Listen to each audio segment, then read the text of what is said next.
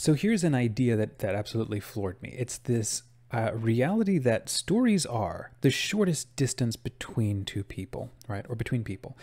Not even as much as, being in the same room or sitting in the same chair, but actually sharing a story together, a lived experience, or resonating with somebody else's story, right? I mean, aren't we all like that when a show comes out on the TV or Netflix or something, and we meet somebody else who loves that same story? We feel an instant sense of instant sense of connection, right? This became really clear to me. I was watching a show called Virgin River, and on Netflix, and there was a nurse, emergency room nurse, who had endured a traumatic experience, and she ran away to this little town in the mountains to just redefine her life.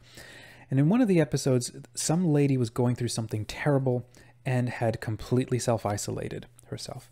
She felt that nobody could understand her, and so she was pulling away from all human communication, right? Well, this nurse realized there's a traumatic reality happening here. So she went up to that person's door and knocked on the door and said, "Can I come in?" She sat down on that person's couch and she started sharing her own experience, her own story. And the film directors didn't actually let you hear that story. They just showed the fact that it was happening.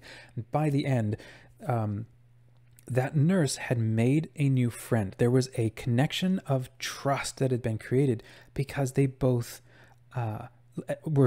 they were resonating around that same lived experience, of having been through something. So there is a really interesting takeaway for, being out with coffee or chatting with potential, business or in your marketing.